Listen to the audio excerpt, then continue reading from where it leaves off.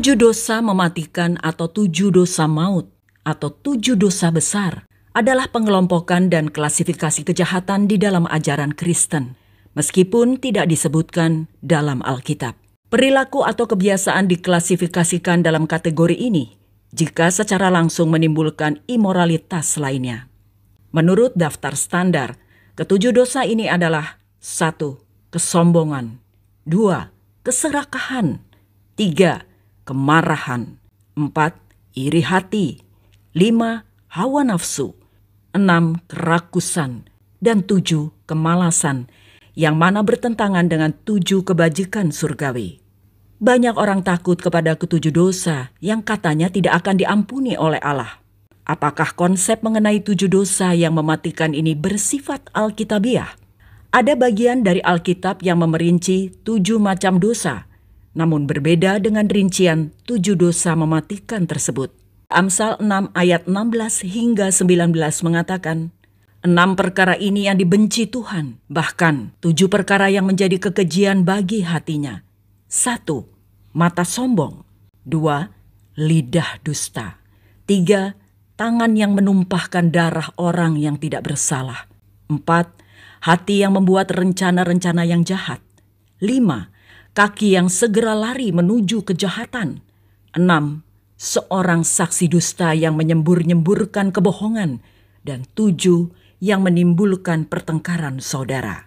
Namun ini bukanlah daftar yang dipahami oleh kebanyakan orang sebagai 7 dosa yang mematikan.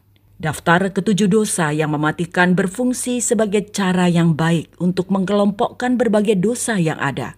Hampir semua jenis dosa dapat dimasukkan ke dalam salah satu dari 7 kategori itu. Kita harus menyadari bahwa semua dosa mengakibatkan kematian. Jadi, ketujuh dosa mematikan ini tidak lebih mematikan dibanding dengan dosa-dosa lain. Sebab upah dosa ialah maut, tetapi karunia Allah ialah hidup yang kekal dalam Kristus Yesus, Tuhan kita. Roma 6 ayat 23. Memang benar, ada tingkatan dosa. Ada dosa yang lebih jahat dari yang lainnya. Namun pada saat yang sama, dalam hubungannya dengan konsekuensinya dalam kekekalan dan keselamatan, semua dosa membawa kepada penghukuman kekal. Semua dosa, tidak peduli betapapun kecilnya, tetaplah merupakan pemberontakan melawan Allah yang kekal dan tidak terbatas. Sebagai konsekuensinya, ia harus mendapat hukuman yang kekal dan tidak terbatas. Namun tidak ada dosa terlalu besar yang tidak dapat Allah ampuni. Yesus mati membayar hutang dosa kita. Yesus mati untuk semua dosa kita.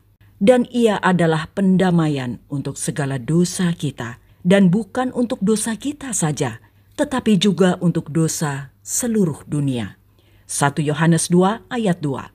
Dia yang tidak mengenal dosa telah dibuatnya menjadi dosa karena kita, supaya dalam dia kita dibenarkan oleh Allah. 2 Korintus 5 ayat 21. Melalui Yesus Kristus, semua dosa kita, termasuk ketujuh dosa yang mematikan, dapat diampuni. Sebab inilah darahku, darah perjanjian yang ditumpahkan bagi banyak orang untuk pengampunan dosa. Matius 26 ayat 28. Tentang dialah semua nabi bersaksi bahwa barang siapa percaya kepadanya, ia akan mendapat pengampunan dosa oleh karena namanya. Kisah Para Rasul 10 ayat 43. Sebab di dalam dia dan oleh darahnya, kita beroleh penebusan, yaitu pengampunan dosa, menurut kekayaan kasih karunia-Nya. Efesus 1 ayat 7.